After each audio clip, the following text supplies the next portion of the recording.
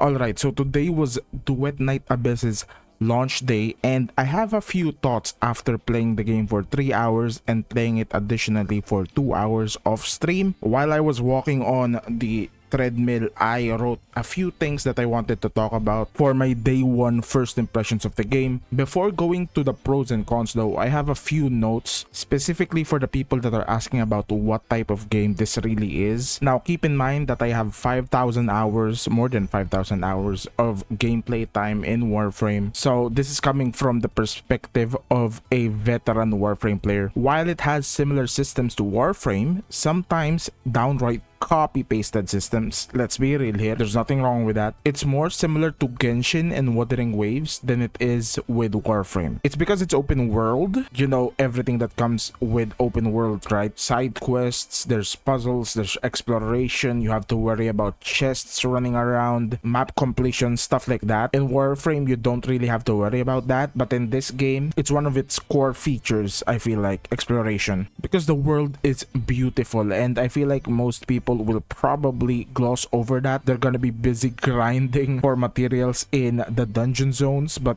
the world is very well made. However, even saying the number one part, this game isn't like Wuthering Waves or Genshin, where it asks you to play for 10 minutes every day and then you hop off and play another game. And while I'm sure that most people that are watching this, especially if you're subscribed to my channel, are Warframe players, we need to keep in mind that most gacha players aren't accustomed to this, right? They're accustomed to logging in, doing their dailies, and then logging out. In this game, while you could do that, I don't think it's really designed for that, and it really depends on you whether or not this is a good thing or a bad thing. For me, I like these types of games, but for you, maybe it isn't. Maybe you have other stuff to do in your day. You have to decide that for yourself. Okay, let's start with the pros of the game because there are some cons and I want to talk about that, but let's start with something positive. The muscle memory that I have for the movement is really apparent. It took me less than 10 minutes to get accustomed to the movement style of this game. To be fair, it's not as smooth,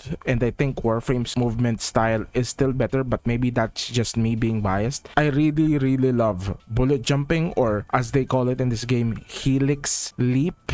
Let's just call it bullet jump, guys. We all know what it is. But yeah, the movement is amazing. It could have been smoother, honestly, but I'm not even gonna ask for more. Just having the option to bullet jump without stamina is already a huge W for me. Number 2 pro, no gacha at all other than cosmetics. I know that this has already been harped about by many people. This is revolutionary, guys. I want this to be prioritized. I want this to be pointed out multiple times. Not a lot of companies will take the risk that they're doing right now, because no matter how you think about it, it is risky. They could have just done the normal gacha way. They could have gotten a quick $1,000,000 or something from the first few months of the game, and then it'll slowly dribble down into nothing. But they could have cashed out, right? They could have cashed out, but they didn't. They wanted this game to be in it for the long haul. The less gacha, the better, honestly. Number 3, and this might be weird since most other gacha games already have this, fully voice acted game. Now you might be saying, why are you pointing this shit out? This is normal. Every game has this. But you need to keep in mind, I just finished Pokemon Legends ZA. I don't know, it just gave me a better appreciation for voice acting in general. Yeah, and the voice acting isn't half bad. It's actually quite good in my opinion. It's very good. It isn't like cringe and unnatural. There were times there where I was listening to the script and it felt like a really good delivery from the voice actor. So happy about that. Number 4 pro is great world building with the Charon and Solari divide. We already have racism in Duet Night Abyss. It's crazy.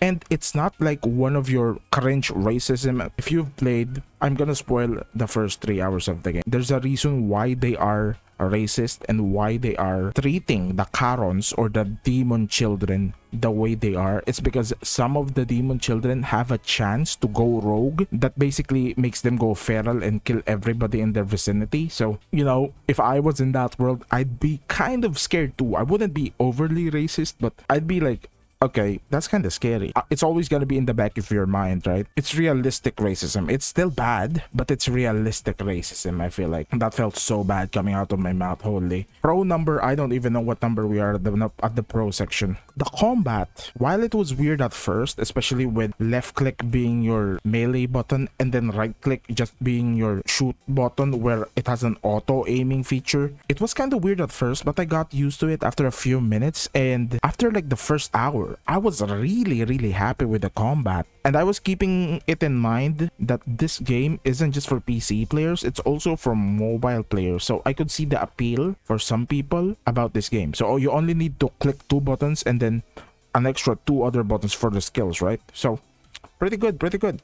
It isn't like Warframe where you need to worry about 4 skills. You only have 2 skills in this game, so less complexity, right? But with that comes simplicity, less things to worry about. So that's kind of fun for low IQ people like me that just want to play for fun. Regardless of my cons later, I just want to say that I had fun, and I think I will continue playing this game for the days to come. Yeah, so let's talk about the cons. Oh no, the cons. Brace yourselves. Con number 1, optimization was fine on my PC, but I have heard multiple reports of it crashing and just not being a good experience from my community. There's like some people that have been going into the stream saying that they're only getting 35 FPS. There's also some people that keep saying that they keep crashing or they can't connect to the servers. So I'm not sure if that's on their device or if it's on the side of Duet Night Abyss. But even on my side, where I was being pretty smooth, there were parts on the stream where the FPS dropped quite a bit after cutscenes, which is weird. It came back up to normal after like 10 seconds or something, but there was a worry there where I'm like, okay, am I frying my PC? If the devs are as good as I think they are and as caring to their community as I think they are, they will probably prioritize that because that's a huge aspect of the game. Other than that, yeah, the optimization was clunky at best. Con number 2, so much loading screens. Every time you go into a door, every time you go out of a door, every time you interact, you talk with a player, there's loading screens everywhere. You open your menu, loading screen. Bro, there's so many loading screens. It was insane.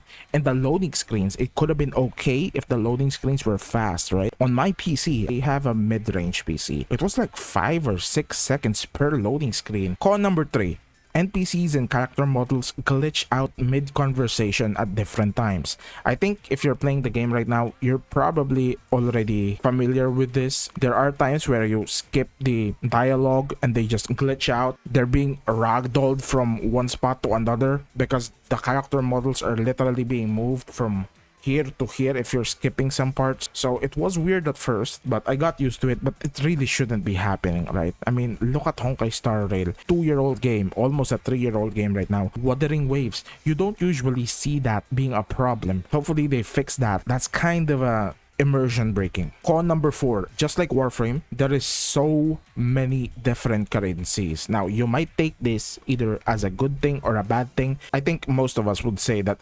having too many currencies is almost always a bad thing, right? You have to worry about wishes, the premium wishes, the normal wishes, the card tickets, the currencies that you could need to get the characters, the currencies that you need to get the weapons, crafting materials, different crafting materials, the overall gold, or is it gold? Whatever the currency they call for their currency in this game. There's like so much. There's crystals as well. I don't even know what the crystals are for. So it's very confusing, and I'm sure that it's gonna get easier over time. You're gonna get less confused the more you play the game. But if you're a new player, this is a bad luck, and the onboarding experience is already kind of scary as it is. It doesn't need to be this confusing too, you know? And my last con, remember, this is the first day, so most of these things they could polish out, but right now at this second, their multiplayer servers are so ass.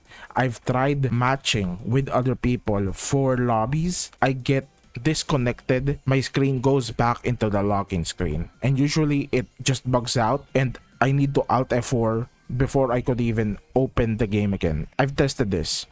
I've done 10 tries, 60% of the time, so that's almost a coin flip. That's more than a coin flip actually. 60% of the time your game crashes, which is kind of bad, chat. That's kind of bad. That's also in the same league as optimization, so hopefully they fix that. Overall, right, let's talk about this game in the broadest perspectives. This game has the foundations to become a good game, right? I love what the developers are doing, removing the gacha, saying no to predatory monetization. In reality, if I wasn't LR5 in Warframe, if I didn't have every weapon in Warframe, if I didn't have everything maxed that you could possibly get in Warframe, I'd probably still be playing Warframe instead of this one. It's hard to recommend this game over that one. I don't want to dogpile on the new game too much, but on games like these, they're really fighting for your time. There's always a new battle pass to worry about. There's always a new character to farm for. There's always a new weapon to want. In times like these, it's really hard to confidently say that this game is worth your time a lot more than Warframe is. Am I saying that you should quit the game, uninstall it right this second? Of course not. I'm not saying that. I still think that it's worth checking out, especially with how they are trying to monetize the game, right? These devs took a massive leap of faith by implementing this system, and I hope that they get their laurels and good praises for doing so. They could have gone the easy route, they could have gone gacha, they could have cashed out after a month or something, right? But they didn't. Now I get it, not everybody likes Warframe's art style or complexity and will probably stick to this game, which I can understand. I'm also gonna be sticking to this game, and we'll see in the next few weeks, the next few months, how it will progress. I'm excited to see what they're cooking up for the future. But yeah, that's my review for the day one experience of Duet Night Abyss. If you enjoyed this video, hopefully you subscribe, you like the video. Other than that, I'm gonna see you guys in the next one. Peace out.